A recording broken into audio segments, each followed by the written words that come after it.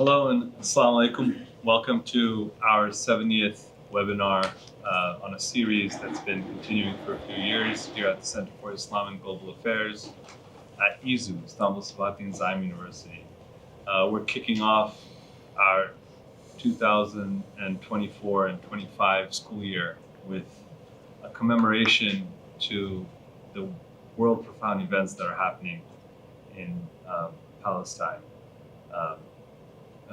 As the war and the genocide wanes on, the consciousness of the states around Palestine seems to have not responded to the people's demands as they should have. And it's very important for us to keep the conversation going and relay the facts as they should be, and they're neglected in the mainstream media.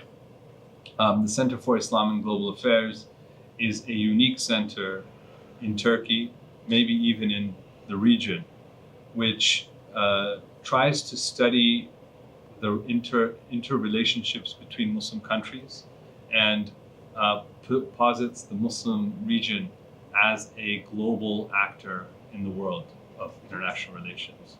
So we here study these relations. Part of our mandate for this particular webinar is to keep our academic community abreast to world events, thoughts and ideas and books that are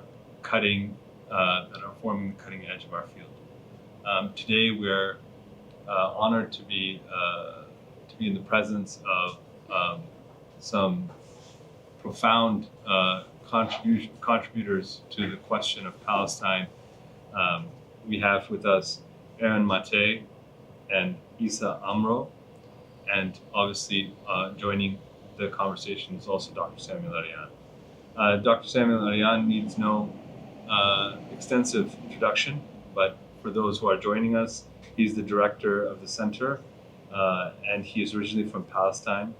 He's lived in the US for 4 decades, where he was tenured as an academic professor. He was a prominent speaker and human rights activist before relocating to Turkey. He is an author of several books and studies on geopolitics, American foreign policy, the question of Palestine, Middle Eastern affairs. Aaron Maté is a Canadian-American journalist known for his work within the Grayzone, where he hosts a show, Pushback with Aaron Maté. He has also contributed to Real Clear Investigations and co-hosted Useful Idiots podcast. Maté has been recognized for his independent journalism, notably receiving the Izzy Award in 2019 for his coverage of Russiagate in The Nation magazine. Throughout his career, Maté has worked for various media outlets, human rights activist and co-founder of the Organization of Youth Against Settlements, based in Hebron in the West Bank. He is widely recognized for his nonviolent resistance to the Israeli occupation and for advocating for the rights of Palestinians, particularly in Hebron, where tensions between Israeli settlers and Palestinians are especially high. In recent years, Amro has faced multiple legal challenges, including charges in Israeli military courts, with which human rights groups have criticized as politically motivated and aimed at silencing his activism. Despite these challenges, Amro continues his work advocating for nonviolent resistance and speaking out against the occupation. We are also joined by a live audience of students and graduate students and people from the academic community here at Istanbul Sabahattin Zaim University. I want to welcome all of our guests. And what we had in mind was we have a conversation highlighting the current issues and developments of what's happening with the conflict in Palestine. And I'll kick it off by asking Issa about the current situation within both the West Bank, where you're from, and what's the relationship between what's happening there and what's happening in genocide. How does the genocide affect the often neglected aspects of what's slowly occurring in the West Bank? So if you could talk about that and begin there. Yes, what is happening in Gaza is affecting everybody on the globe, not only in the West Bank. We are the Palestinians who are living in the West Bank. We are facing another type of genocide and ethnic cleansing, and we are facing the brutality of the Israeli occupation and the terror of the Israeli settlers. Israel is using the war in Gaza, and that all the attention is on Gaza, and the media is there, and everybody's trying to make ceasefire, and they want to hide for sure the genocide, and they deny that it's a genocide. For us, this is not a new term, genocide. Genocide was started longer than October 7th, and we, the Palestinians, we know that, and we see that, and we are living that. What is happening in the West Bank? West Bank is fragmented now. We are talking about almost 850 checkpoints and movement obstacles in the West Bank. Before the war, it was around 350, 80, 70. Wow. After the war, we are talking about 850, and this is what they are counting. But there are many checkpoints, and many closure is not counted because it's changing every day, every hour. For example, yesterday night, the whole West Bank was closed completely, and flying checkpoints are all over.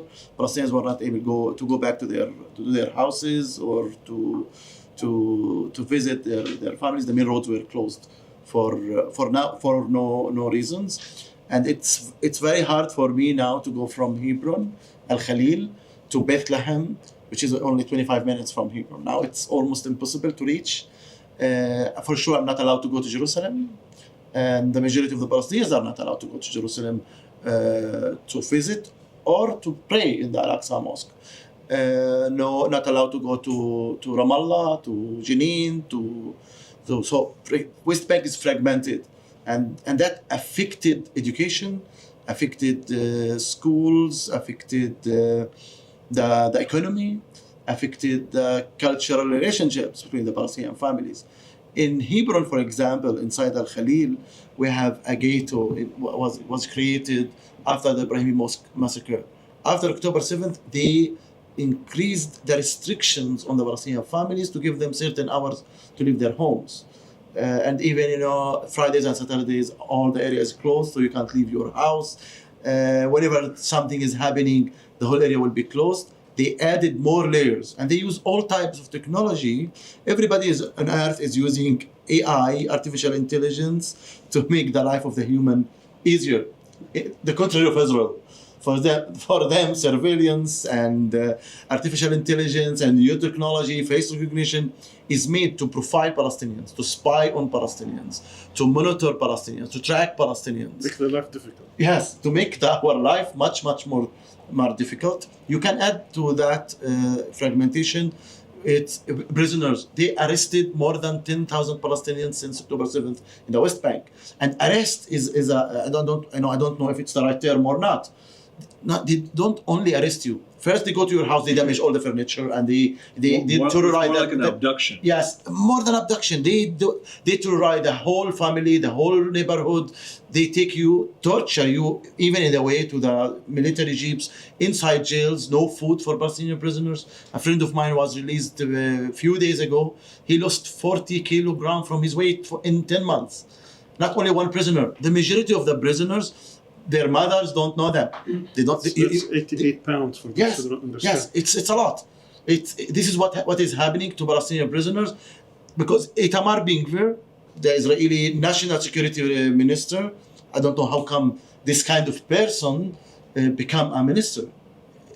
He was not allowed to be in the Israeli military because of his violence ideology, but he's now the Israeli National Security Minister.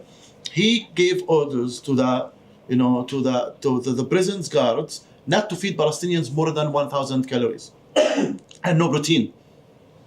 So it's crazy. This is how they treat the Palestinian prisoners, killing Palestinians. Around 600 Palestinians were killed in the West Bank. Many of them were killed by settlers. Yesterday, the settlers raided Wadi Rahal near Bethlehem, and they killed one Palestinian, and a few Palestinians were injured. So the Palestinian is not allowed to defend his house from the violent Israeli settlers. So violence, terror, intimidation, army brutality in the West Bank, fragmentation, and the economy is completely destroyed in the West Bank. There is no jobs anymore. Unemployment is very high. Poverty is more than 67% of the people are poor. They are not here, they don't have the basics for life. They reduce the water amount they sell to Palestinians. Electricity is much less. This is the West Bank, not Gaza. I'm talking about West Bank, which is under the Palestinian authority control and under the Israeli military control. And we didn't have October 7th in the West Bank to claim that Palestinians deserve revenge or Israel has the right to defend itself.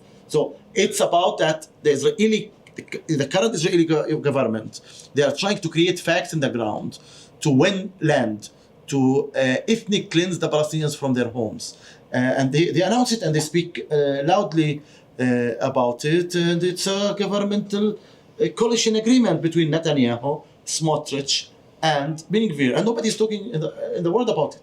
Hebron and West Bank is not mentioned in any kind of talks. That's why I wanted to talk. I mean, it's counterintuitive to talk about the West Bank, given what's happening in Gaza. But actually, it's one of these hidden underbellies of what's going on. It exposes the most difficult thing about the genocide, which is to pinpoint the intention of ethnic cleansing. And the intention of ethnic cleansing can be masked in some way. I mean, I'm talking now in technical legal terms, can be masked in a certain way in the Gaza situation because October 7th, according to Israeli sources, is a terrorist attack, etc. But then the question becomes, why is it happening in the West Bank? And that's why the West Bank is a counterintuitive place to look at, is it exposes the intentions of the Israeli state in a way that gets ignored when you just focus on Gaza. Because when you focus on Gaza, you can reduce this conflict, and some of the media has shaped this as the war against Hamas. This is a war against Hamas. So but if we remove Hamas, will Palestinians have peace? That's will the Israel accept that's what the Israelis argue, right? No, let's remove Hamas tomorrow and Hamas disappear. Yeah. Will Palestinians have peace? Give me one answer from one Israeli to tell me that yes, no. They want to remove all the Palestinians, and they want to take all the Palestinians and confiscate their land, and they want Israel from the river to the sea. And now they are not talking about Israel from the river to the sea. They say that Israel from the river to the river. This is the Israeli minister Smotrich talking about it. An Israeli minister, the finance minister, and the Israeli minister in the Israeli, they call it defense ministry, who's responsible about West Bank. When he talks river to the river, he means from the Nile to the Euphrates. So those who do not understand what So Jordan, Syria, parts of Iraq, parts of Saudi Arabia, parts of Egypt. This is what they talk about in the media, and they are not, crazy religious extremists. We are talking about ministers in the Israeli government. Not only that, about genocide and ethnic cleansing. Smotrich, who is one of the strongest Israeli leader now in the Israeli government. He is the founder of an organization called Rakavim, NGO. Very rich organization, Rakavim it's called. Rakavim in English it's about observers. Their main mandate, it's written online, to remove Palestinian identity from Area C. That's Smotrich. And Area C is the area that's supposed to be under Palestinian control? No. Area C, it's under the it's a part of West Bank. It's around 60%, 62, 63% of the West Bank. It's under the Israeli military control. So if we can just explain what Area A, B, and C, these are geographic areas defined in the Oslo Accord, where the West Bank was divided into three areas. A, which is about just the major cities, 8 of them, and maybe no more than 2%. 2-3%. No more than 2-3% of the land. And then you have about maybe 5% maximum. And then you have Area B. Now Area A rather, is under the Palestinian military control and administrative control. Area B is under the administrative control of the Palestinian Authority and military control. And that's perhaps no more than 20-25%. And then Area C is totally under Israeli control. Now, most of the population centers, Palestinian population centers, are in Area A, some in Area B, very few in Area C. In other words, Area C is effectively Israeli control, both in terms of land and in terms of total control, military and otherwise. And there are few Palestinians scattered here and there. So what he's saying is that the mandate of these settler movements is to make sure that Area C is completely ethnically cleansed. So all the settler violence that we're seeing nowadays in these areas, where you have few families here and there, they go after them, they burn their cars, burn their houses, burn their crops, give them all kinds of hard time in order to force them to leave. And indeed, they have been successful in removing many of these families. No one is paying attention, but because these families are in the dozens, sometimes even in the hundreds, but no one's paying any attention. They try to do the same in Al-Naqab, in Bir Sheva, where you have the Bedouins. They're trying to do the same. So any place where there are Palestinians exist in these areas, they're trying to ethnically cleanse, on their way, of course, to eventually ethnically cleanse the whole Arab population, Palestinian population from all areas.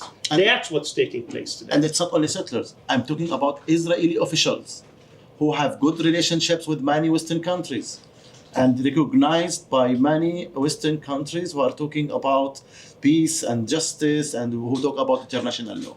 So their main mandate, this settler who's called Smotrich, to remove Palestinians from Area C. He moved his ideology from his Rakavim to the Ministry of Defense because he's now the one who's responsible about West Bank and he's responsible about us.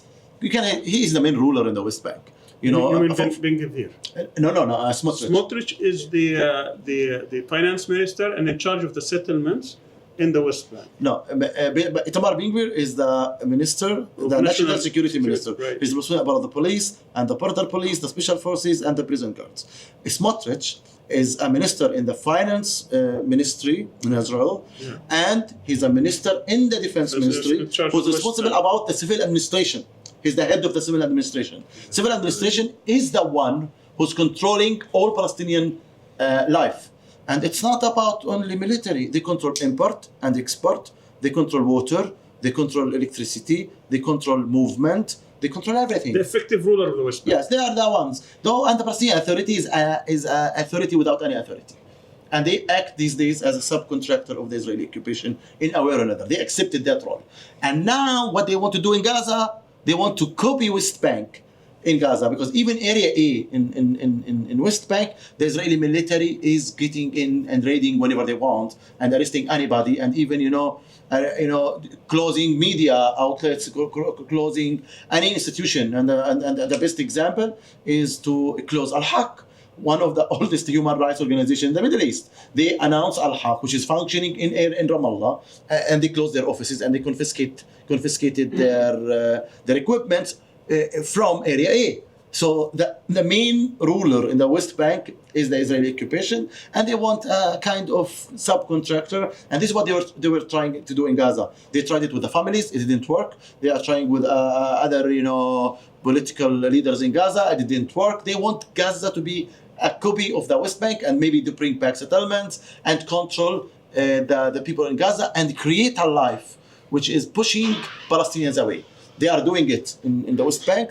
They don't evict you physically from your house. They don't come and take you out and throw you from your house, but they make it impossible for you to stay. How they make it impossible for you to stay? By intimidation, and you don't feel safe for yourself and for your family. You don't have enough services. We're talking about basic services from water and electricity and the plumber and maintenance, and no social life and no identity. You can't now in the West Bank carry a Palestinian flag and say, I'm Palestinian anymore. Palestinian flag is targeted in the West Bank from the Israeli military. So this is what is going on. So I wanted to begin with the West Bank in order to kind of highlight the goals and strategic long-term plans of the Israeli state. So Dr. Sami, could you jump in here? And I'm going to come to Aaron in a second, but could you jump in here and just kind of show how these two things are related in the larger picture of the Israeli strategic goals? We need to go back probably 3 weeks before Tufan al-Aqsa, before October 7th. Netanyahu was in the United Nations. He was carrying a map. This was September 22nd, 2023. And in the map, he drew a line that started from India, going all the way to the United Arab Emirates, and from there to Saudi Arabia, Jordan, and then across to Haifa, the port of Haifa, and from there to Europe. And he was bringing this as a demonstration that Israel is going to be the hub, to be in control of this region. It was part of the US strategic shift in trying to focus and contain China in Asia and try to subcontract the protection of its interests in this region to some local powers or clients, primarily Israel and Saudi Arabia. So they were pushing for a normalization deal between Saudi Arabia and Israel, after which they can construct this, what they call economic corridor, IMEC, India, Middle East, Europe economic corridor, in which Israel would play a prominent role. So Netanyahu was bringing this as a demonstration, and what was written on the map of mandated Palestine, of the British mandated Palestine, Israel. There was no Palestine in that picture that he drew. And people thought, okay, then we'll read over Palestine. Major Arab countries have already normalized with Israel, recognized Israel, starting with Egypt, Jordan, Morocco, United Arab Emirates, Bahrain. Now we're coming to Saudi Arabia, the jewel of the crown. And then they were working also side deals with Pakistan, Indonesia, Malaysia. And then that would be almost the whole Muslim world. And whatever is left really are unimportant. So that was the plan. That was the strategic thinking, vision of them. To normalize Israel. To normalize Israel, integrated. It's already been integrated militarily with the CENTCOM. And informally, it's also been integrated. Of course. And of course, while they were plotting for this, there was also an attempt not only to integrate Israel, but also to expand the settlements after the Israeli government came to office in late 2022, early 2023. So Smotrich, as Issa says, became in charge basically of the West Bank, Ben Gvir, and you have to understand that these two individuals are not just on the right. They are on a very extreme radical right. They have messianic views of what needs to be done.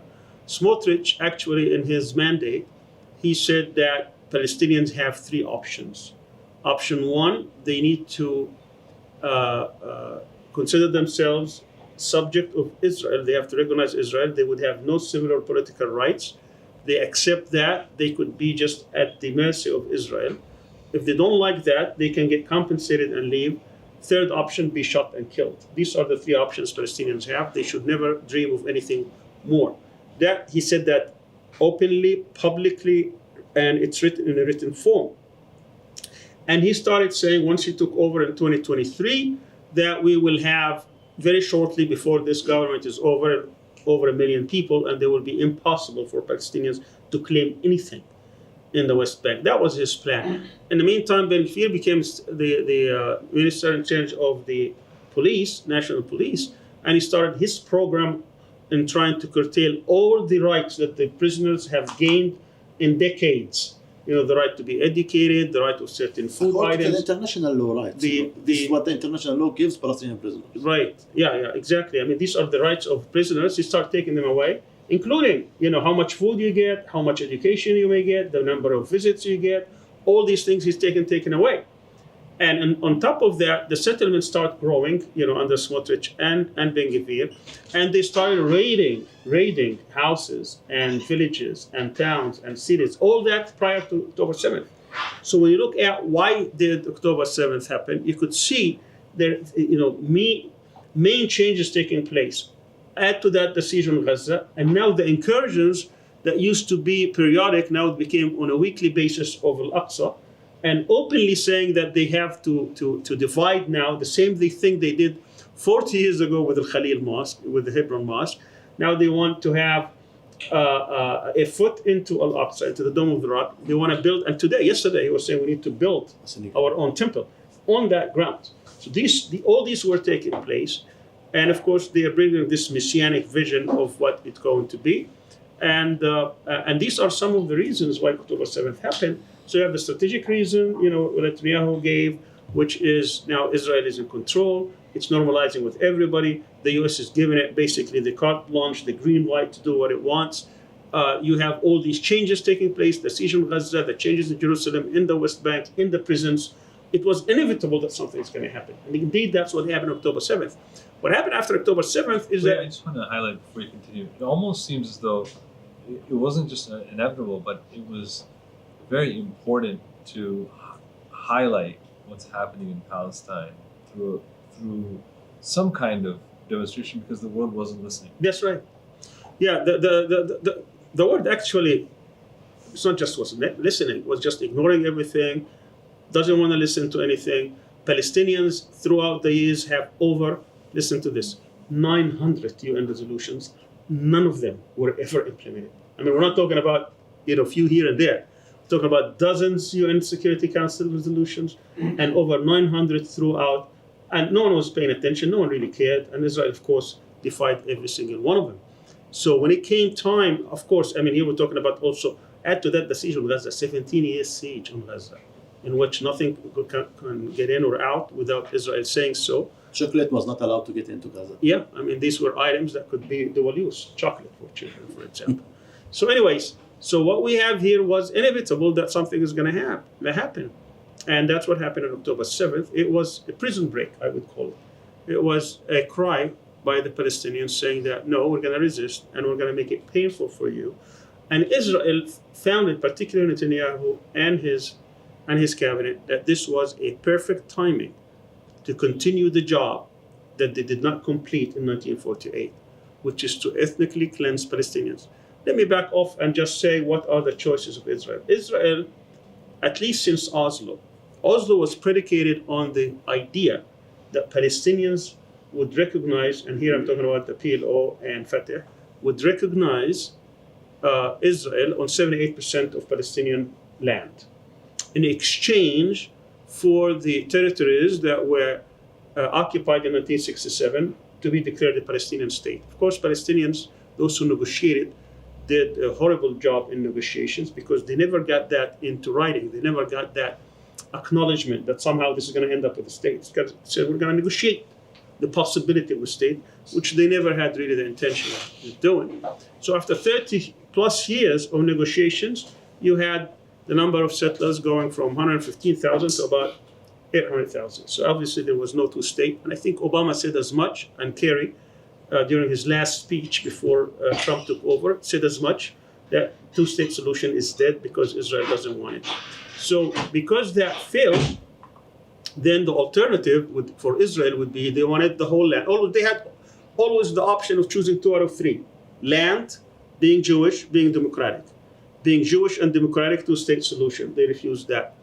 Being Jewish and land, that's apartheid. And democracy and land, that's one man, one vote, that's one state. Every single Israeli politician, party, what have you, would not agree because that's end of Zionism.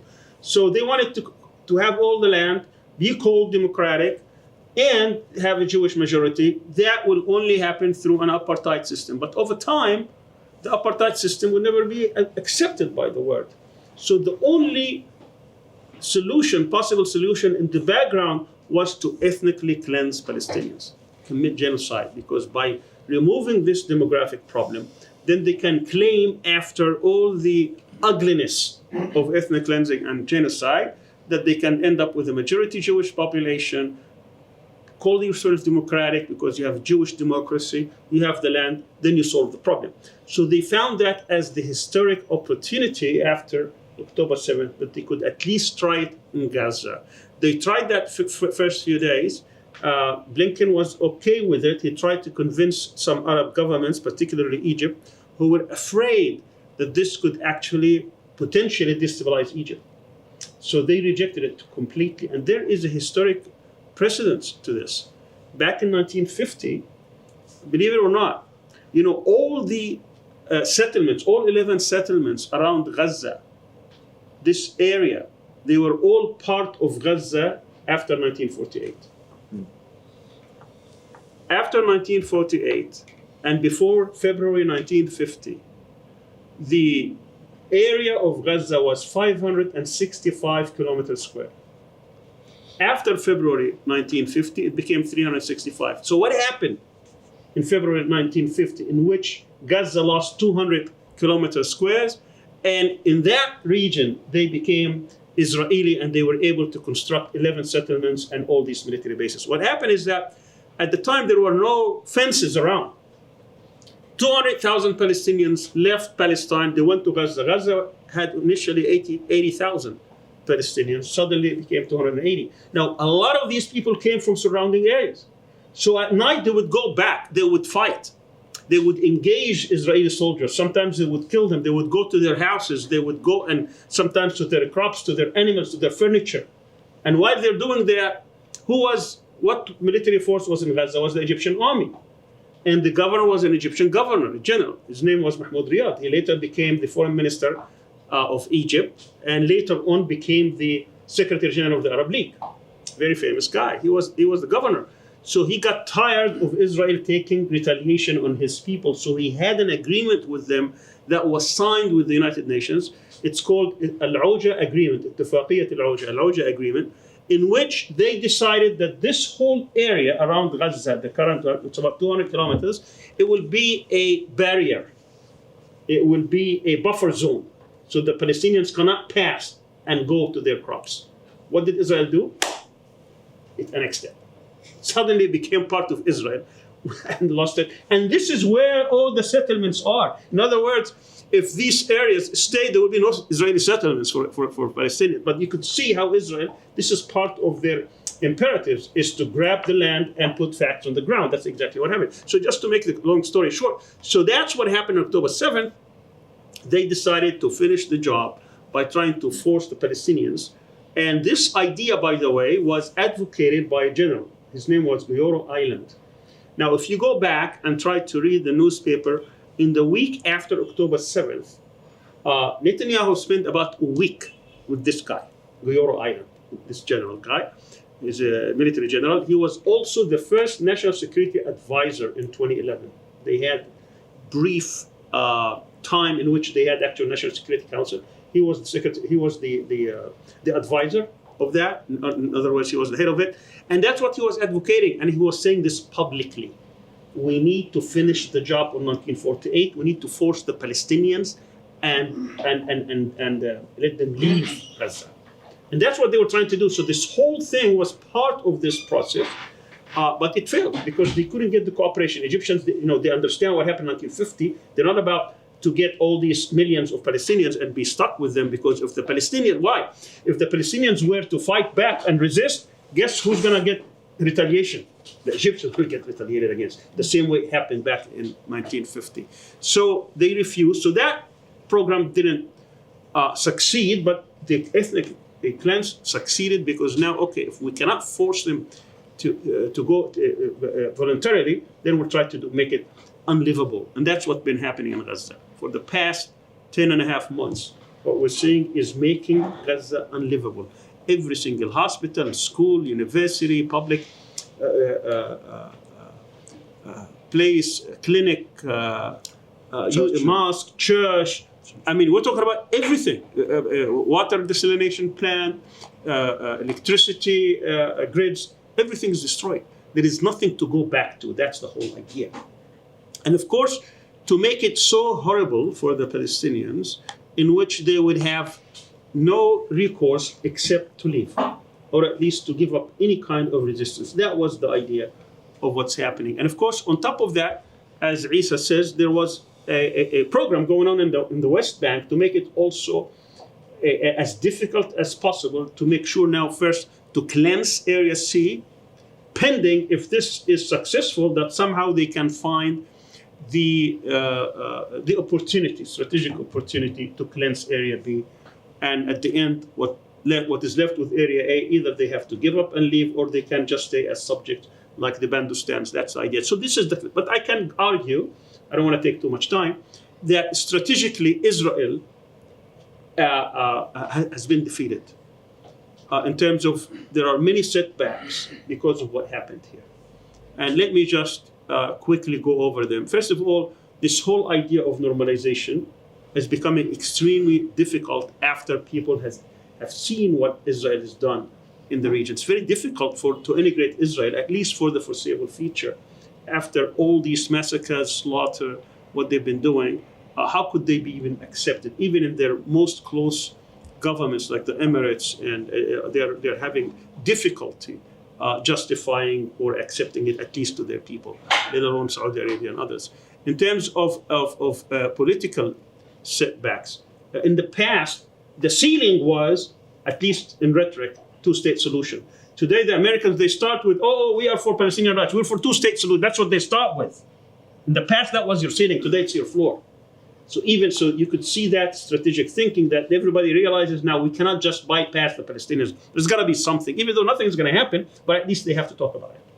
In terms of the narrative, in the past, it was easy for Israeli to make some kind of a narrative about Holocaust, about a land without a people without a land, about the promise, and so on and so forth. Today, everybody sees Zionism for what it is. That this is a settler colonialist movement that is willing to use all the terrorist mechanisms and the aggressive nature to achieve its aim. It's a racist movement. It's a supremacist ideology. So all these things have been exposed in the past. Was very difficult. I mean, I was, as I said, I lived in the States for many decades, and I was surprised to hear now people who are very respected in academia, in even in public life, in which they talk publicly about that this is not only unacceptable, but there is no solution except to dismantle these racist and supremacist structures. No one was talking about this before October 11th. That's huge. In terms of the media, yes, the so-called mainstream media are still parroting the Zionist lies or the Zionist stories, but also there has been a lot of other stories that are being told, particularly in this day and age where you have other forms of belief. Errors is one of them, for example. They were able to debunk many of these lies and get a hearing. Millions of people are hearing them. We've seen also the big shift in the society itself. We've seen what happened on campuses. And I was there in '82. These daily massacres were taking place for 77 days between June 6th and I believe August 11th or August 12th of 1982. Daily. And 17,000 people were killed, Lebanese and Palestinians. But these were not day in and day out. This were not hour after hour. We will see them at the end of the day at 6:30, the news hour. We're going to see some of these images. And then that's it. And then for the next day. But now people are seeing this, and there wasn't much. I mean, there were some few demonstrations, basically by the Arabs and Muslims in America. But today you could see every single major American city as well as every single major city in the world. There were many demonstrations and protests and very vocal ones. I mean, we're talking about the whole world basically erupting. So that's a change too. Economically, I mean, I can go on for 1 hour and tell you the economic impact of this war. Not only they lost $67 billion by their own admission, but they also lost 60,000 companies have gone out of business. Intel had to give up its $25 billion investment. There has been a lot of talk about 1 million people leaving. There has been also the military aspect of this. Israel is predicated on certain military doctrines. All of them have been undermined. All of them have been weakened. I don't have time to go over them. But one of them, for instance, the deterrence, effective deterrence. No one is deterred. Still, Hamas is fighting, Jihad is fighting, Hezbollah is fighting, Ansarullah is fighting. I mean, yes, the balance of power is still it's in favor, but that's being diminished and reduced. Security-wise, also it has been impacted. So, just all in all, it's not just one side. Yes, we have paid a terrible price for this, but I think increasingly the whole project enterprise, the whole Zionist enterprise, is being also undermined. And I think what happened because of this foolishness of Netanyahu and Israel to go take this war all the way 10 months and without any, and legally, let's talk about legally. With these people, he's an indicted war criminal, and the whole world has already said that this is genocide. So this is huge. And for this foolish behavior and foolish conduct and their attempt to impose a war in which the whole world is seeing with tens of thousands of casualties, I think the whole thing is going to be eventually looked at as a colonialist project that cannot continue as such. I think, let me end by this. We have two scenarios.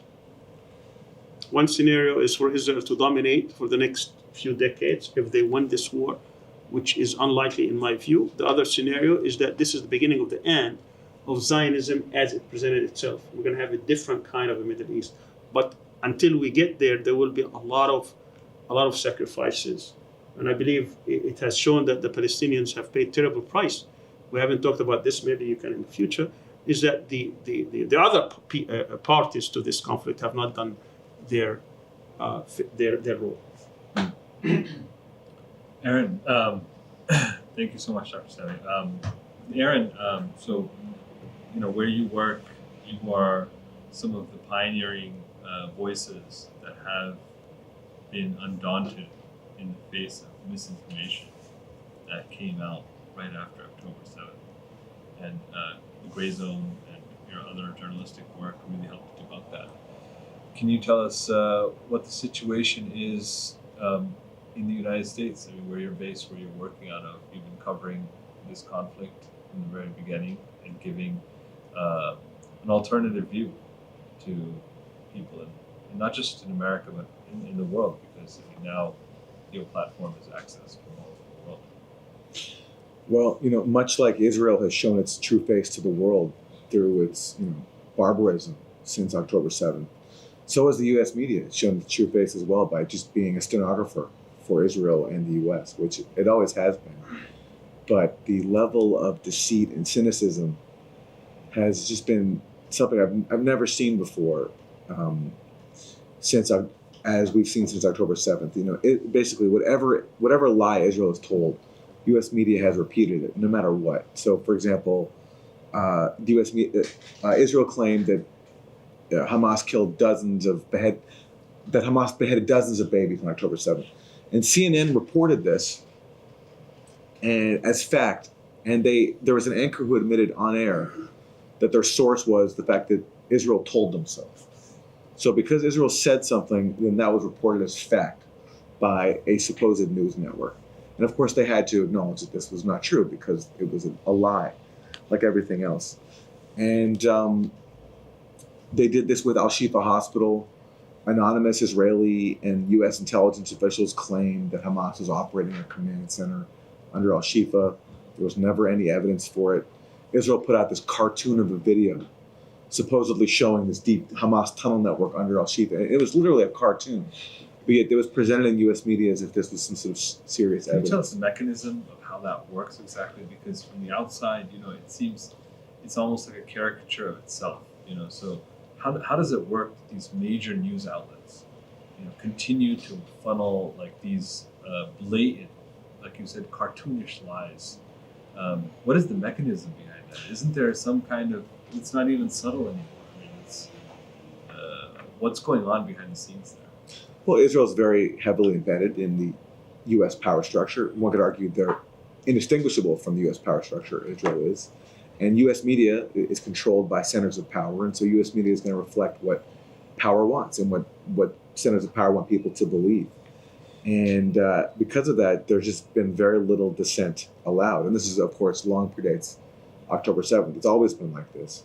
But since then, because the U.S. government is fully on board with Israel's mass murder campaign, U.S. media is going to do its job by just repeating all the lies that are needed to convince people that their tax dollars should be funding this death machine. And so the aim has been to portray Hamas as these barbaric savages that can't be negotiated with. They have to be destroyed, and therefore all of Gaza has to be destroyed too. So that's why we see all these lies, because they need to present the public with something that can get them to somehow go along with this Holocaust, And that's why Israel wasn't content just to let whatever happened on October 7th speak for itself, because there were crimes committed by Palestinian militants against civilians. They were on video, and Israel could have just shown those, but that wasn't enough to convince people that we needed to go and destroy all of Gaza.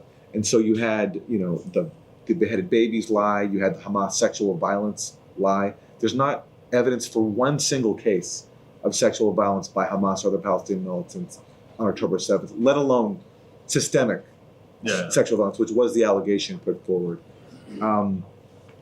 And there's also been a complete cut. So, in parallel with presenting all these lies about Palestinians and what happened on October 7th, there's also been deliberate censorship of the fact that Israel killed some of its own people on October 7th as well. That's right. By employing the Hannibal Directive, in which Israel basically says, we'd rather kill our own people than let them be taken captive. Because if Israel has captives on the other side, that gives the other side leverage to negotiate to get the many more Palestinian hostages freed. And also, any kind of negotiation entails recognizing some sort of equality with your partner. And Israel, as Dr.Al-Arian was talking about, is a supremacist state that does not see the Palestinians as human beings. So they can't countenance anything that can get into a negotiation. So therefore, they were willing to kill their own people as they did on October 7th. How many exactly, we don't know. But many Palestinian voices from the start pointed out that the images we saw of the burnt vehicles and the destroyed homes didn't look like that could have come from the military weaponry the Palestinians have. Because you're talking about people that are living in a prison camp. So they don't have Apache helicopters and tanks. Israel does, and just looking at the visuals, it made sense that this was actually caused by Israel. But whereas at least in Israel, there's been some admission of this inside Israeli media. In U.S. media, if you point this out, you're called a conspiracy theorist. But it's been obvious, it's been documented from the start, but U.S. audiences don't know about it because that would undermine, again, so much of the propaganda used to sustain this genocide. What's your, yes, I think a few days ago, Kamala Harris tried to present herself as some kind of champion for peace, maybe even a two-state solution. But it seems like it's a run-up to the elections. What's the position of both parties when it comes to this conflict?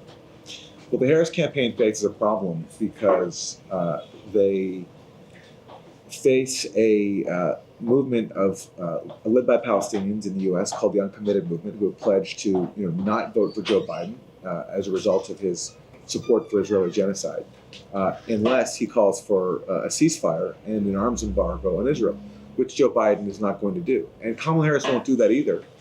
But the problem is then she faces the possibility of losing it, like a very important state like Michigan, where there's a very big Arab and Muslim population. So she has to basically pretend that she's maybe different than Joe Biden, while still she doesn't want to do anything that will actually substantively change policy because she's still fundamentally afraid of the Israel lobby, which is so influential, and as we just saw in 2 congressional races, can buy off enough votes to defeat people who call for a ceasefire. So Kamala Harris has talked about we have to support a ceasefire and Palestinian self-determination, but so far there's been no indication whatsoever that she's going to do anything to enact that. And meanwhile, you have Trump, who is also in the pocket of pro-Israel donors. He admitted recently that he basically moved the U.S. Embassy to Jerusalem to make Miriam Edelson happy, who was the wife of the late Sheldon Adelson, who was a billionaire. Who I was talking about annexation. Yeah, exactly. Yes, and he recognized, Trump recognized Israeli annexation of the Golan Heights, of Syria's Golan Heights, and is talking about doing the same for the West Bank as well. So when it comes to these two exchange for $100 million. There we go. That's all it takes to buy Selling out. West Bank. 100 million. It's not much, by the way. Dr. Sami, you spoke a little bit about the international implications of what's happening in Gaza right now, not just in terms of putting a halt on the question of normalization. From that perspective alone, Tufan al-Aqsa has been successful because it has reversed an Israeli plan for global transformation, which was basically ignoring all of the UN resolutions and normalizing a state of affairs that was completely illegal by international law. And this event that took place in Gaza has reversed that. What are the other implications? And I want to start with Issa, and then we'll move down. And I want to just get all of your thoughts on this. Can you repeat the question again? The question is, what are the international implications of what's happening right now in I think we got something really important we can depend on. The ICJ ruling that occupation is illegal and any relationship with the occupied territories is illegal and it's a war crime. We can really, work on that and around that to prevent companies, factories, officials, donors to donate money to the Israeli settlers, to the Israeli entities in the occupied territories.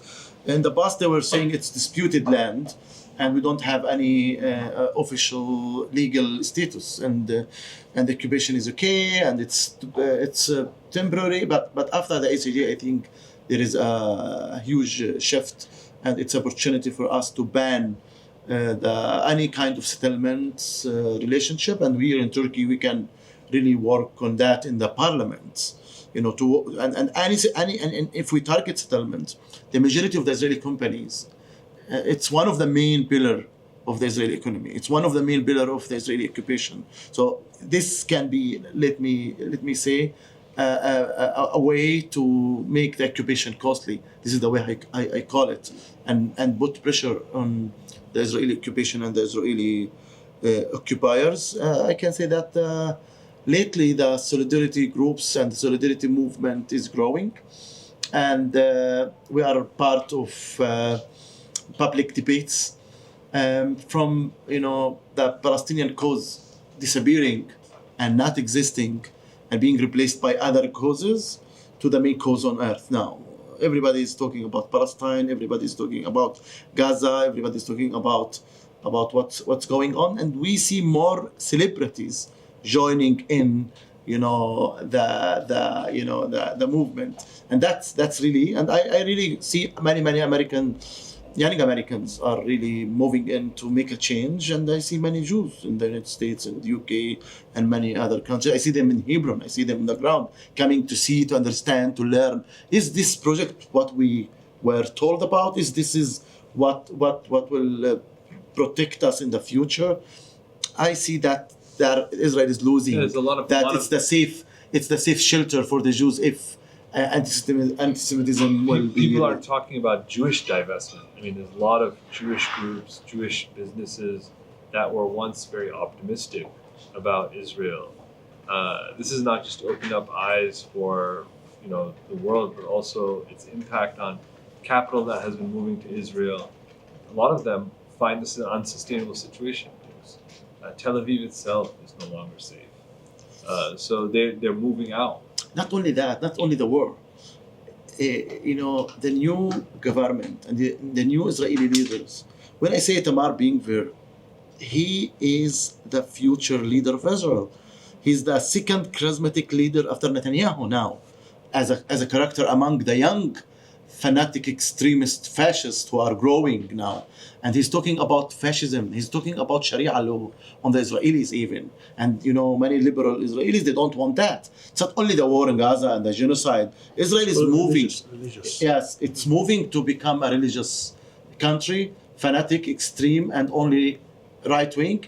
And it's not only Palestinians or international activists, they describe Israel as a fascist state. Yair Golan, he's now the head of the Labour Party and Meretz together. When he was in the Israeli military 2016, he was the deputy chief of the Israeli military, and during the Holocaust memorial speech, he was speaking in behalf of the Israeli army, a written statement, which means that he wrote it carefully and he meant what to write, and it's not his personal opinion. It's among other leaders. He said it. I see fascism among us here, and it reminds me of the 30s Europe. So this is what's going on in Israel. Israel is moving to become a fascist state.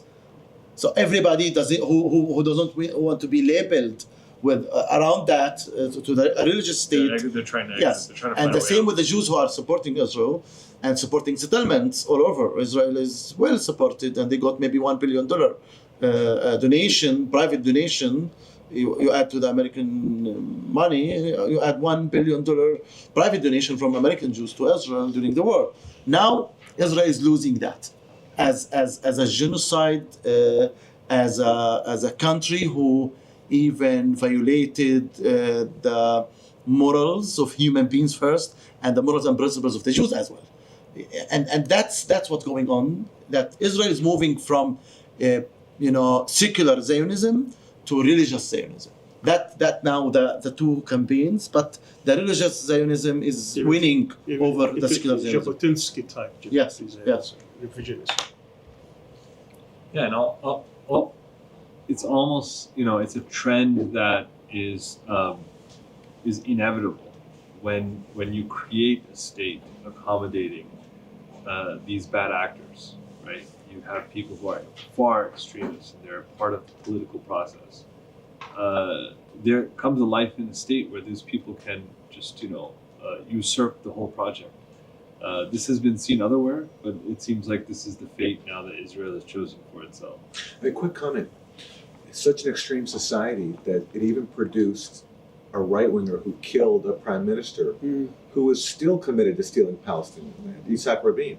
Yitzhak Rabin said shortly before he was killed by an Israeli that we will not allow a Palestinian state, and basically the goal of Oslo was exactly as you talked about before, was to subcontract the occupation to the Palestinians. But for right-wing Israelis, that wasn't enough. So they killed him. Yeah. So that's an example of it's a monster eating itself. Mm-hmm. Well, for the international and regional implications, there are quite many. Probably talk about 10 of them, but I'll just choose 4. The first implication, which is very profound, is that the internationally rule-based system that the U.S. has built since World War II is crumbling. Because the U.S. always prided itself on the fact that even though it's untrue, it could always hide it. But now it couldn't hide it with these Zionist atrocities, with these massacres, genocide. That this is about, that supports democracy, human rights, rule-based order, that's against whatever other regimes used to do to abuse other nations or their own populations. What we've seen throughout this time, 11 months almost, the U.S. has been not only complicit and not only a willing participant and supporter, it's a partner. It's absolutely a partner in this. It vetoed 3 times any notion of a ceasefire to stop these killings. Even last week, Blinken himself was trying to, which is a war crime by the way, trying to trade Hamas's agreement to what they proposed as a ceasefire agreement in order to deliver food and aid. He wanted to condition the starvation policy that Israel has been imposing on the Palestinians with U.S. support, that if they want to feed their people, they need to agree to this agreement. They are the source of the starvation. They're the source. He said that.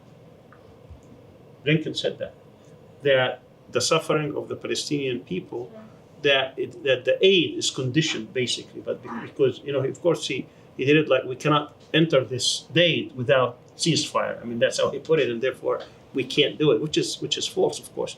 They built actually a whole port, and they started in, which had a different aim, and it didn't work. The aim was supposed to help in finding the tunnels and things that just didn't work. So this whole thing, so this, no one is believing the U.S. anymore. So whatever credibility it has, forget about Iraq and Vietnam and all these atrocities in Afghanistan. But even whatever was left of the U.S. credibility is ended. People have seen this point blank, and it's not happening, behind the scenes, just in front of everybody. And that This is means deeper than a PR disaster. absolutely This is deeper. I something- mean, we're something talking more about existential, something more fundamental about the legitimacy. $20 billion worth of arms just a few weeks ago was preceded with billions others. Every single bomb. The number of bombs I think that were delivered, if you put the T and AT equivalents and compare it to Hiroshima. Hiroshima was about 15,000 kilotons. What Gaza has suffered so far is about 85. That's about 6 Hiroshimas. 6 Hiroshimas, and all U.S. ammunition. And they know it's not like, I mean, when what's the name guy? Paul. What was his first name? Josh Paul. When Josh Paul resigned, this guy was in charge in the State Department of the export, the arms export to other countries. And he himself couldn't believe that this was in violation of every single law in the book. And when he tried to voice his opinion, he was told to shut up. He couldn't shut up, so he resigned. And he's been vocal ever since. And it's not, this guy is not a peacenik, he's not a left-winger, he's not someone on the fringes. This guy was part and parcel of U.S. Enforcement executive branch for many years. It's not just he was appointed yesterday and resigned today. He's been there and has seen everything, and he couldn't even fathom what's happening here. They were complicit, they were part of what's happening to the Palestinians. So the whole first implication of this whole rule-based system is crumbling, which means it has to be replaced by something. The second thing, I think, is that China and Russia have taken advantage of this. So we could see that the Chinese were able to bring about 14 Palestinian factions a few weeks ago. And Is that effective, in your opinion? well, not because of anything, but because Abbas and the Palestinian Authority have been unwilling to implement any of the agreements. But the fact that China was able to bring all of them together and work out something that they all signed. Let's remember, as Issa said earlier, the Palestinian Authority is just becoming a subcontractor to Israel. Tens of thousands of its employees. They number, in the West Bank alone, I think over 80,000. They depend on their salaries, on the collection, the tax collections that Israel collects, which was part of the problem, which is the 1994 economic agreement that they signed in Paris, in which the Israelis collect customs and taxes Palestinians pay. They take it, deduct 5% commission, and they give it to the Palestinian Authority. Now, since Smotrich took over, he is deducting 30%.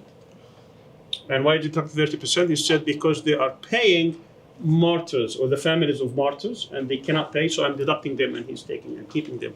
For many months, the Palestinians refused to, said either you give us our rights, and when he insisted, no one forced him, and they're taking it. So this is where salaries are being paid, and that's the only function they're doing right now. Nothing much. And the PA is going along with this 30% reduction. What can they do? They try to appeal to the UN, they appeal to Europe, they appeal to the US. They are very weak. Couldn't do anything. I mean, they have no leverage whatsoever. I mean, they are out of cards. The Palestinians gave their strongest card in '93 when they recognized Israel. So they could have said, but that shows the weakness on the Palestinian side. They could have said that at the end of the process, we will recognize Israel. But they gave it at the very end. Who's going to give you anything after you give your strongest card? You know, they recognize. That's what Arafat. When Arafat stood in Geneva, and then later on in the White House, the document he signed was that they recognized Israel as a state. What did Israel do? They recognized the PLO as the representative of the Palestinian people. I mean, it's totally lopsided. So what? And who talks about PLO today? So now today is the PA. No one talks about the PLO. Who cares, right? The PLO represents all 15 million Palestinians. The PA, at best today, they represent the people in West Bank and Gaza. It's totally ridiculous. But that's first implication. Second implication is Russia and China. They are taking advantage of this. Big winners. And the third implication is two regional implications. Is Iran. Iran also is a winner.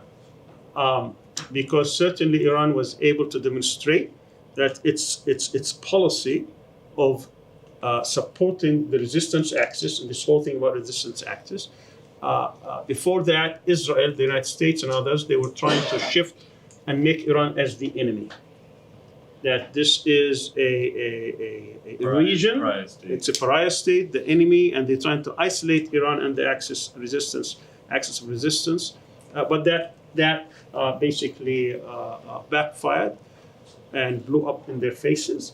And we could see today that among forget about regimes, because that's another implication I'll talk about briefly, but in terms of the popularity, regardless of others, they are the ones who actually were willing to stand up to Israel and to its atrocious behavior. They were able to respond, and it's shameful. I mean, a lot of so-called Sunni states, I don't like to speak in those terms, but it's for all to see. Those called Sunni states are the ones who give Palestinians absolutely nothing.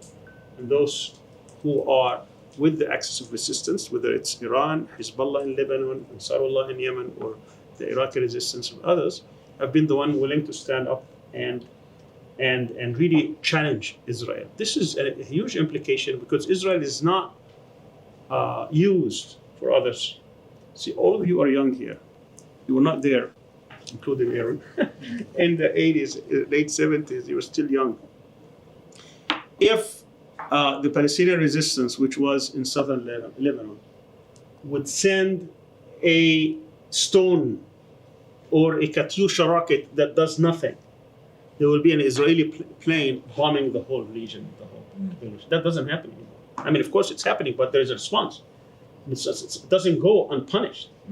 You know, maybe sometimes it's not with the same, but there is an effective deterrence. There is a mutual deterrence here. Dr. Sami, maybe you can clarify. I mean, Hezbollah supposedly had retaliation for the death of martyr Fuad Shukr. The images that came out, I'm not an expert, but it seemed as though most of them didn't reach targets. Well, let's, this is an important thing to say. And ever since the conflict has started, Iran has threatened much, but done very little.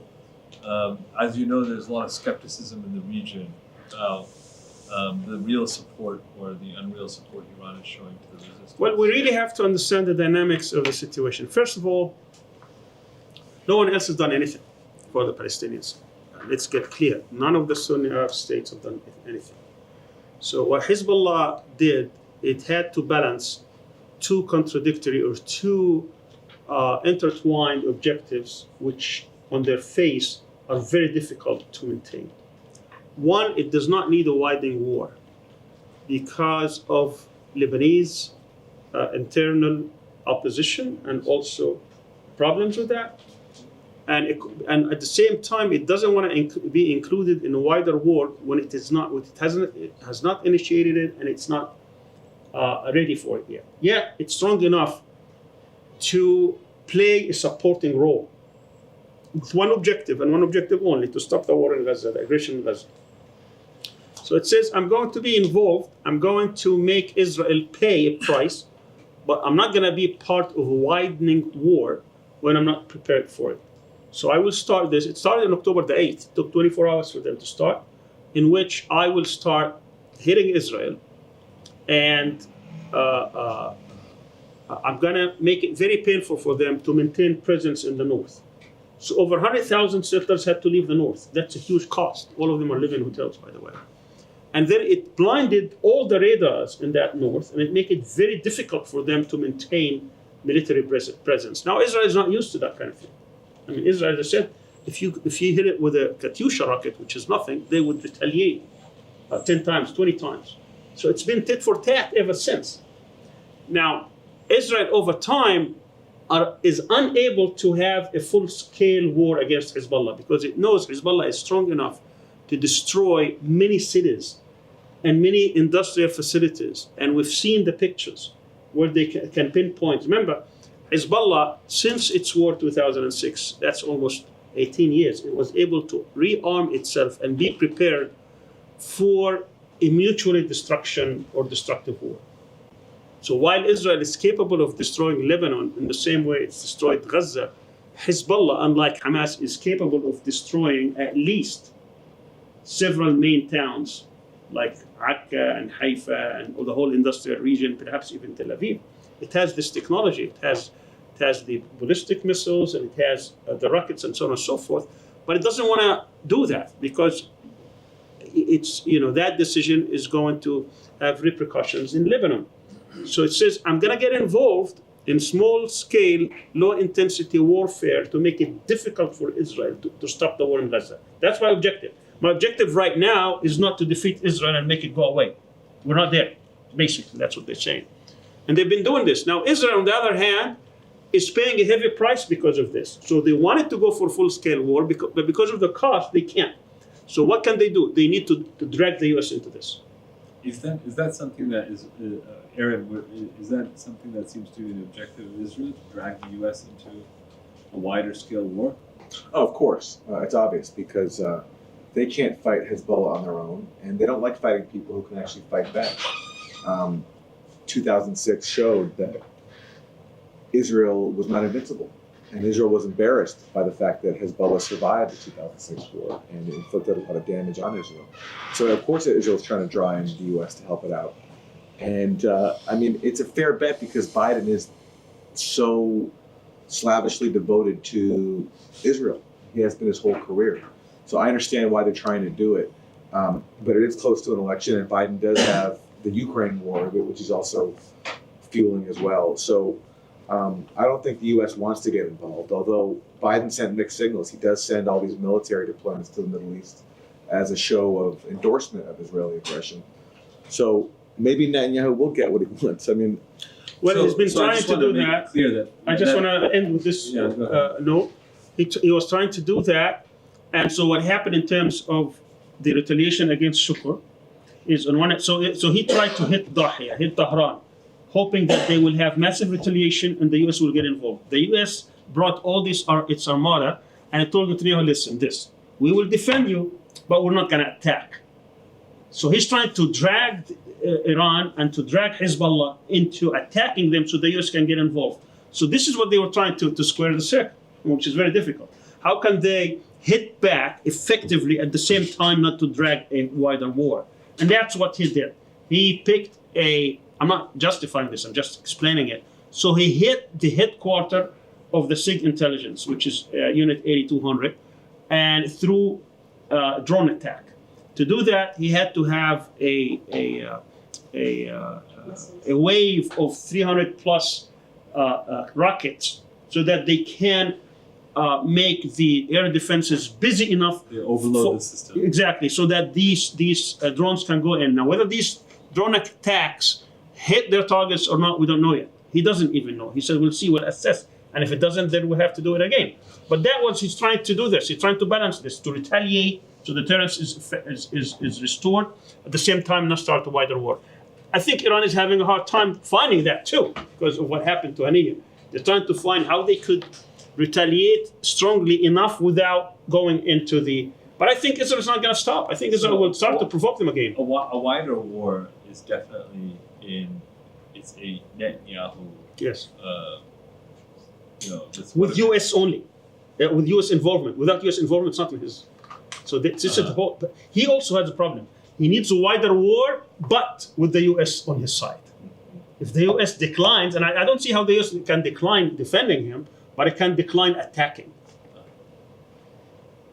And this is what Israel's done throughout its existence: is it tries to provoke conflicts, and then uses that to justify, stealing more land. 1967, Israel claimed it was facing an imminent attack from Egypt, so it had to go ahead and bomb Egypt. Then what happens? It ends up acquiring the West Bank, Gaza, Sinai, the Golan Heights. So a defensive war in which you end up stealing all this more land that you've long coveted. In 1982 with Lebanon, wasn't Israel shelling Lebanon for a year before? Since 78, actually. 78, trying to get one response that could then that Israel could then use as a pretext to go in and wipe out the PLO. So this is their playbook. The security doctrine of Israel is to create what they call buffer zones. So back in as I told you about that Al-Uda agreement, with Gaza. So back in 56, the same plan they used in 56. Of course, 56, Eisenhower said you got to withdraw. So they occupied Sinai as a buffer zone. They had to withdraw. So in 1967, they also took Sinai, and they considered that their buffer zone with Egypt. Now, after Egypt signed with them, Sinai also stayed as a buffer zone. If you go to the actual agreement, Camp David agreement, Sinai and part of Israel, which is today the problem with the Philadelphia corridor, has to do with the Camp David, by the way. They divided this into 4 zones, also the same as the West Bank: A, B, C, and D. A, B, and C is on the Egyptian side. D is on the Israeli side or the Palestinian side. So A is the largest one. The largest one will be will have a certain number of. Sorry, it's not the largest. About half. Certain number of soldiers, not to exceed 22,000. Then area B and C will only have police. So this whole is a buffer zone. So at best, the Egyptians could have up to 22,000, very few tanks, and they can't defend themselves, certainly. And so you created that buffer zone that you want. On the Israeli side, there must be 3 kilometers of demilitarized zone. And now Israel wants to occupy this whole thing, which is against Camp David, by the way. That's why the Egyptians are very adamant and said, you can't do that. But they said, no, we will. That's what Netanyahu said. That's what the whole thing is about, negotiations today. Now, when you look at Syria, they took the Golan Heights and said, we want to have this as a buffer zone. When they say about Jordan, they took 600 square kilometers during the Wadi Araba as agricultural, but also they want the whole Jordan Valley as to keep as a buffer zone. So this whole thing is about buffer zone. So that's been part of there. But also I did say about their military doctrine that all of them have been undermined in this fight. You know, with its early warning system has been compromised. Preemptive strikes have been compromised. Effective deterrence has been compromised. Strong defense has been compromised. Quick resolution has been compromised 11 months in. And finally, escalation dominance. Escalation dominance that whenever something happens, they escalate more, hoping that this will overwhelm the enemy and stop them. They're not stopping. They're still fighting. Can I ask Issa a question? Yeah. I just saw that in Hebron, the Israelis just let the settlers have a music festival inside the mosque where Baruch Goldstein committed the massacre. I'm wondering if you could talk about this and how militarized are these settlers in Hebron where you live? Like are they also heavily armed like the soldiers? And how does that manifest? Yes, Hebron. Now we have the term Hebronization from the river to the sea, to copy Hebron experience, because it was the ghetto was created by the right wing, by Itamar Ben-Gvir, by the settlers in Hebron, and by dividing the mosque between the Jews and the Muslims after the Ibrahimi Mosque massacre. And they want to do that, copy that in Al-Aqsa Mosque and East Jerusalem and all over, the division, the segregation, the separation in Hebron, the checkpoints, the closure, and having the Palestinians isolated in their own neighborhoods. Unfortunately, I talked about the identity. They are trying to remove our Palestinian identity in Hebron and this kind of music festivals to bring, Israeli occupiers, cultural activities, music, marches, art, singers, very famous Israeli singers. Many Israeli leaders, they come often to Hebron. So the settlers in Hebron, who are the Kahanists, who are the follower of Meir Kahana and Kach movement, which was announced by the State Department as a terrorist organization for a very long time and removed just 2022. The Kahanists, the settlers. I don't distinguish these days the settlers from the Israeli soldiers. Mm-hmm. They are now, to be very honest, work together hand in hand. And they even come with their military uniform without being in the military. And it happened with me on October 7th. I was kidnapped and tortured by Israeli soldiers and the Israeli settlers for 12 hours. They were busy torturing me in Hebron on October 7th about settler violence and settler weapons. And Itamar Ben-Gvir, the Israeli National Security Minister, gave out 150,000 refugees to settlers. Made in the U.S., right? Rifles, yeah. Mainly, yes. Yeah. Mainly made in the U.S. Yeah. You are talking about 150,000. It's a militia. I think they are now planning to come back to the 30s and the 20s of the Haganas and the Hirguns, the militia, the Jewish militia, to terrorize Palestinians and to even kill Palestinians. And one of the reasons they want to have a Middle East war is to finish the job. If there is a Middle East war, they want the settlers go and attack Palestinians in their towns, as they did in 48 and 67. So they force Palestinians to leave. So it will not be the Israeli military, it will be the Israeli settlers militia. But the majority of them are trained in the Israeli military and they are reservists. I can tell you that I see many fanatic extreme settlers, they carry guns now. According to Israeli regulations, in the past, they were not allowed because of their violence record, because of their fanatic extreme ideology. Nowadays, I see that it's we never saw in the past Israeli settlers, youth, coming to Palestinian villages with their guns to shoot. Yesterday, a Palestinian was killed in Wadi Al near Bethlehem by an Israeli settlers. In the past, they were coming to burn, to throw stones. But these days, they come to shoot. And we saw that in the film Holy Redemption, which was produced by TRT, how Israeli settlers coming with their guns, how they have training. They are trained to attack, to destroy, to vandalize Palestinian land, to terrify Palestinian land, and it's a terror. So this is what's going on in the ground. It's not only in Hebron. It started in Hebron as Baruch Goldstein. And Baruch Goldstein, if you would ask any Israeli in the past, who's Baruch Goldstein? No, he's fanatic, he's extreme. Baruch Goldstein is a hero. Baruch Goldstein is the superhero of Itamar Ben-Gvir, of the Israeli National Security Minister, of all Israeli officials. So this is what is the situation in the ground in the West Bank, and unfortunately we don't have any protection forces, and we are not allowed to protect ourselves. We are not allowed to defend ourselves.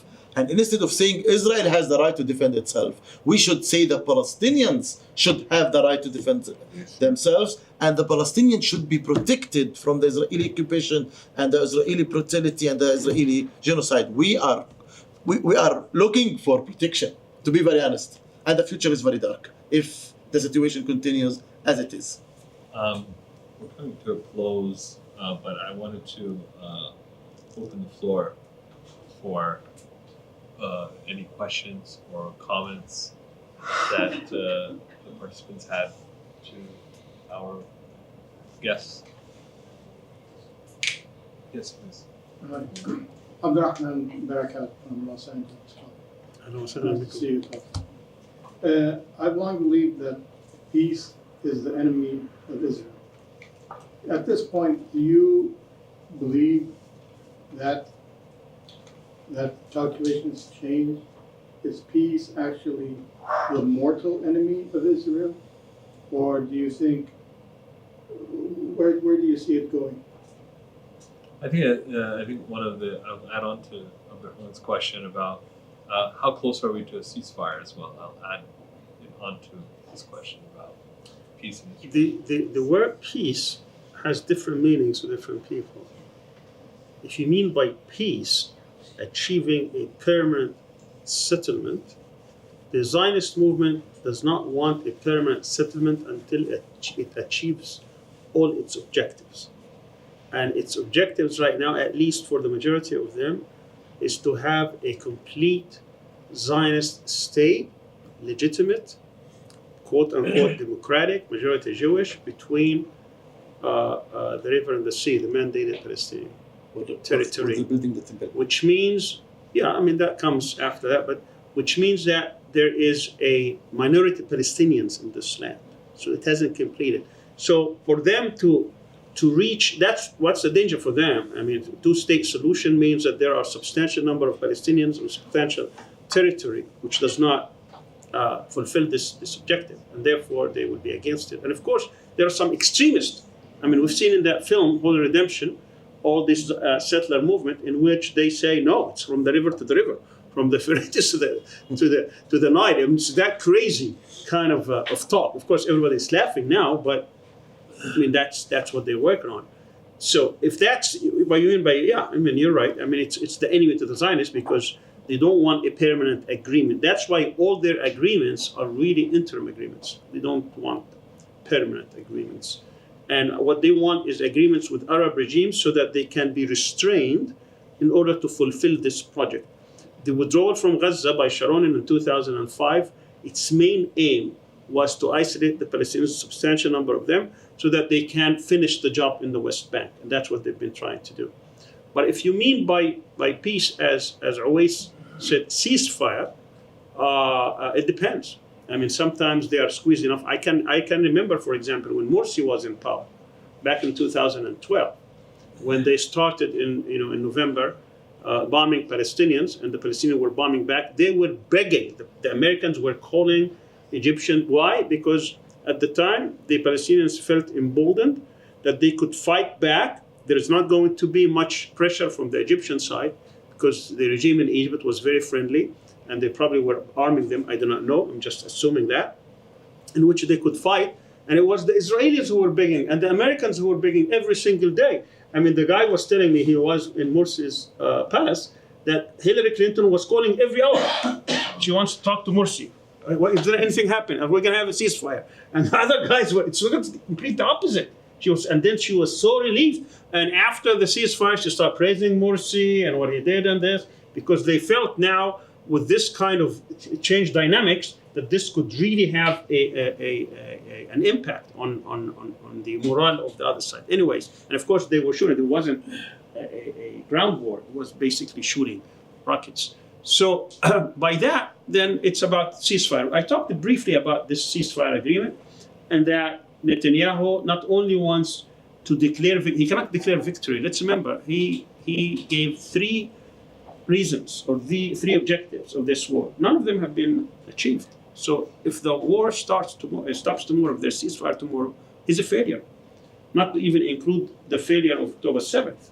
It's the end of Netanyahu. So of course, really the end of him politically, but also, when you look at elections, he also wants Trump to win. For whatever reason, he thinks that if he cannot hand a win to the Democratic, because this is going to be considered a win in the U.S. if they have a ceasefire. And of course, it's going to have a damping impact on campuses. Now, people are going to universities this week and the week after. Who knows what's going to happen in a month if these campuses will erupt again. And of course, that would be a disruptive, it would have a disruptive nature on the elections. So he wants to get a ceasefire at least for 6 weeks. And that's what Netanyahu is trying to not give them that gift. He's trying to get Trump elected for obvious reasons. Any other questions? Yes. So we all know what the Palestinians are suffering, especially the prisoners in the West Bank, women, children, and men. My question here is, why all of a sudden we see a video that proves that there is 10 soldiers actually offended or sexually harassed a Palestinian man, and the so-called trial that happens after the City Man event. Is this a proof that maybe the Israeli try to whiten their image and prove that they are a democratic after all? Or it's a crack in the system that actually prove that they are non-democratic and fascist that the event proved us? I can expand that to the question. Because there's no mic. I can expand that question. Maybe have Aaron. Maybe you can repeat the question. Sure. Aaron, sometimes people talk about, obviously, there's a lot of torture, abuses of Palestinians. We've seen that in the prison in which a Palestinian was raped by several soldiers. These soldiers were arrested. Her question is, why is this something that, because some law is there, because they were discovered? And of course, we saw at the same time these gangs coming in and free these people. And she's trying to see, her question was, is this something that has to do with is there some kind of a rule of law there, or this is something just to for an image, particularly in light of the U.S. sometimes threatening to sanction certain settlers? Well, if there was an attempt to show that Israel has accountability, it's failed because one of the soldiers who was involved in the sexual assault has been put on TV as a national hero. Ben Shatrit, his name. He's from Hebron. Yeah, there we go. He's from he's your Gilad. neighbor. Yeah. See, you have to live next to these people. I know him personally. You know him personally. Wow. Ben Shatrit, yes. Wow. Who is this man? His name is Ben Shatrit, and he was the one who said to the Israelis, "Come and save us." You can see him calling the Israelis to come to save them from, we call them Mitzah, the military police. I know, I answer your question, I will help you. First, Mitzah, the military police, it was never serious about investigating Israeli army violations. And according to Yashdin and B'Tselem, the Israeli human rights organizations, the majority of the cases, 90-something, before October 7th, were closed and not investigated. It was thrown to the rubbish, to the baskets. So they've never been serious. They do a kind of a show to escape from the international accountability. To tell the U.S. we're investigating. Yes, we're international accountability. But after October 7th, crack in the system, random behavior, they don't know what they are doing, they don't know what they're saying. Israeli officials saying human animals genocide. They went out of their, being careful of what they say. They do everything, but about what they say in public. And the video was there because, there was a huge debate, a huge conflict within the Israeli society about this rape. You are talking about Israeli officials in the Israeli Knesset defending the rape. So that's what was happening, and the Israeli Mitzah was almost disappeared because they attacked their headquarters, they attacked their court rooms, they attacked the CDT man to take them out. So this is what is going on. Is it the only rape? No, many Palestinians were raped, and sexual harassment is almost every day. The soldiers went wild. They act as militia now, and after the war, you will see a lot of stories and a lot of based evidence, and it will be taken to the ICC. And this is the debate in Israel. Okay, if we don't investigate, this is what the Mitzah says, and people who are pro-Mitzah, as Labid and few other Israelis now, they say, if we don't investigate, it means we put our soldiers in danger, to be, to be accountable in the ICC, in the International Criminal Court, and indicted. But it's for everybody. Israel never ever made the settlers or the Israeli soldiers accountable for their violence, and we have records and based numbers of the investigation. And me personally, I file complaints all the time about settler violence. I get nothing. I file complaint about soldiers' violence and soldier brutality, and with videos. I file it not because I believe in the system. No, because I believe that I should give evidence that the system is not making them accountable and they have impunity. I remember back in the early 80s, a follower of Meir Kahane, who is the rabbi that Ben Kfir looks as his model, as his idol, as his hero. He killed a Palestinian child. The rabbi did. No, one of his followers. And he was tried, and he was convicted, sentenced to nothing, and he was fined 3 aguras, 3 cents. That's the worth of the Palestinian life. I remember this very vividly. This is in the early 80s. That was what he was fined. I mean, it's a mockery. It's not like, I mean, had he been even acquitted and without, but he says, okay, he is liable for civil penalties, 3 aguras. I mean, that's Israeli justice. By the way, just a quick thing. Compare how Israel treats its Palestinian prisoners with how Hamas treats Israeli hostages. They come out looking, despite living, amidst Israeli bombardment and, genocide in Gaza, they come out looking pretty healthy. All the pictures we've seen of the hostages freed so far. And Israel, meanwhile, has also killed more of its own captives than it's rescued. But it's amazing to compare the Hamas Hamas's standards for treating people versus Israel, which is supposed to be, claims to be the most moral army in the world. We've kind of gone over a lot of time. If there's another question, last question, we can take it, or else I will ask for yes, please. Hearing about how Netanyahu undermines Biden despite all the support that he actually gets from the U.S. Why is the U.S. okay with everything? I don't understand how are they okay with dragging the U.S. I mean, we know the U.S. is the main, it's the one that's moving this war, it's the one that's undertaking this work, but Netanyahu has really made a mockery of Biden and the administration. Why are they okay with this? I don't understand. How are they not punishing him for what he's doing to the U.S. In every sense? What's the reason for that? There are two main reasons. One strategic and one domestic. The strategic reason, and that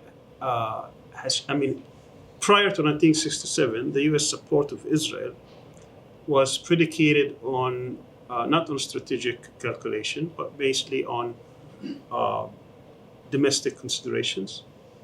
There's a lot of research, lots of documents to present that, why Truman recognized Israel and this and that.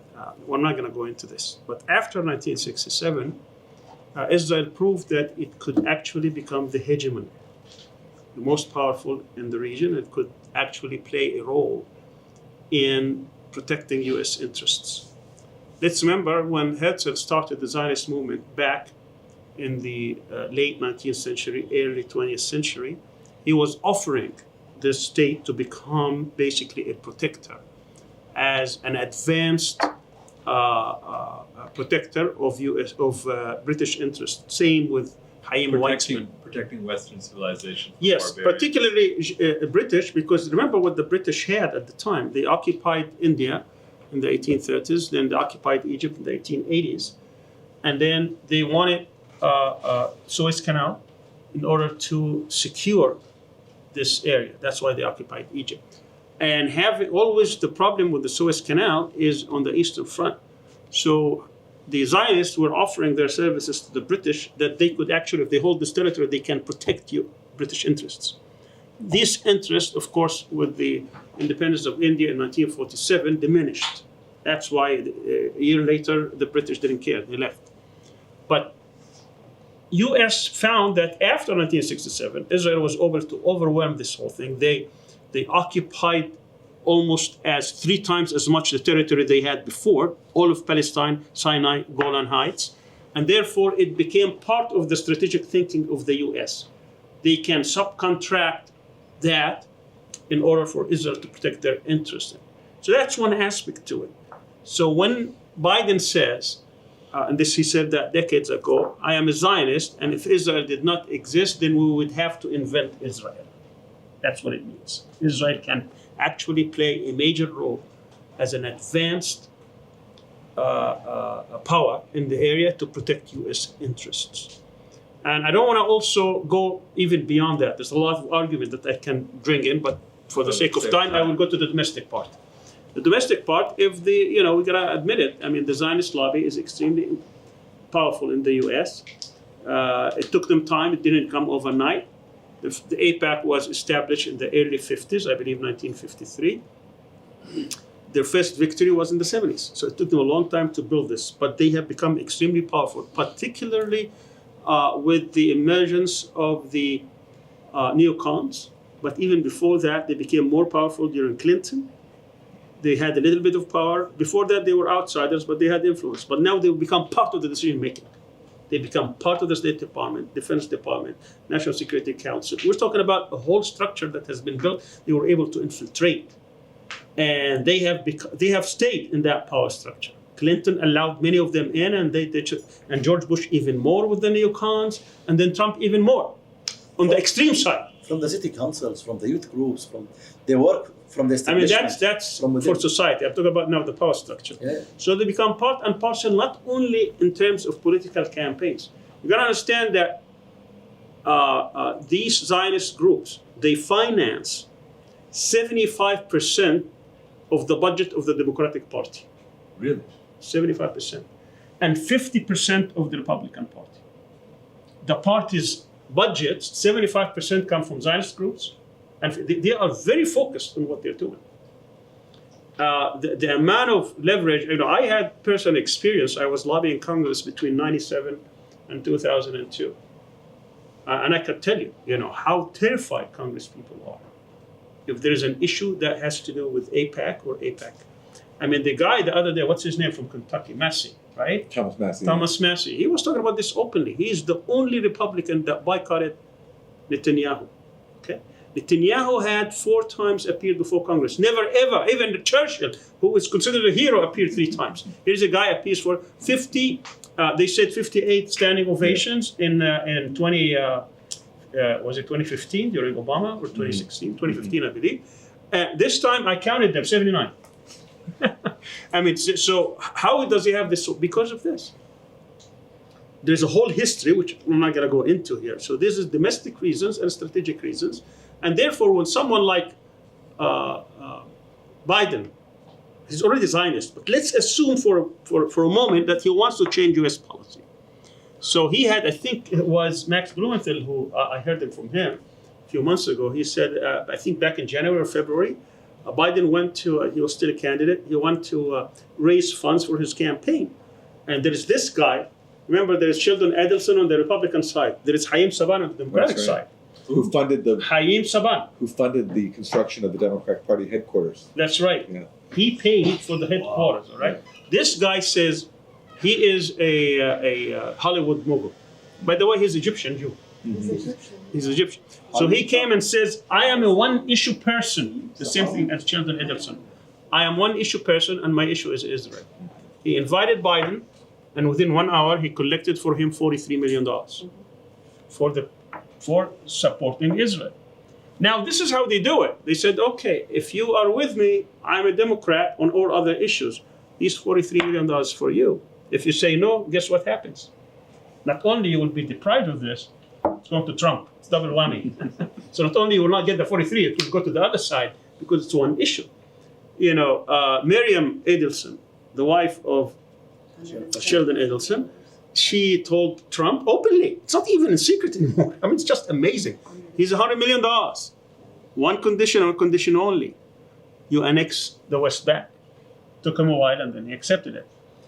I want to remind you, and I'll close with this. Back in 2016, Sheldon Adelson was supporting Tom Cruise, right? And then Tom Cruise went to Trump and said, here's a $40 million. There's only one condition only, is that you recognize Jerusalem and move the embassy to Jerusalem.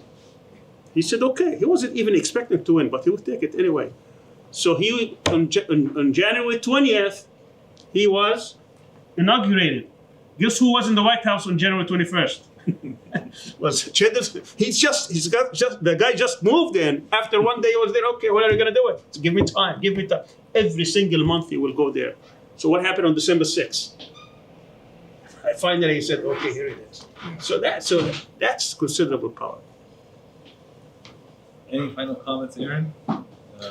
I'll just say thank you for having me. It's great to be here, and I want to say what an honor it is to share this platform with 2 people I really admire. I've learned a lot from. So thank you for having me. Thank you for being here. Issa, your final comments. Thank you very much for having me here. It's my pleasure. My message from the field that Palestinians will not give up, and we will not be refugees again. This is what my message from the ground, from the people who are suffering from daily settler terror and army brutality. It's very hard, but we are willing to pay the price to stay and remain and protect our future. Thank you for all those who have joined us today, and I look forward to seeing you again. Now that the semester has started, we'll probably have a announce regular. about tomorrow's program? Oh yes, that's a good reminder. Tomorrow we're having a special session on Bangladesh. We'll be following. We have 3 important guests that will be joining us online. We'll be analyzing and breaking down Bangladesh's recent July revolution, which has ousted Sheikh Hasina. So stay tuned for that. Thank you again for joining us, and hope to see you again.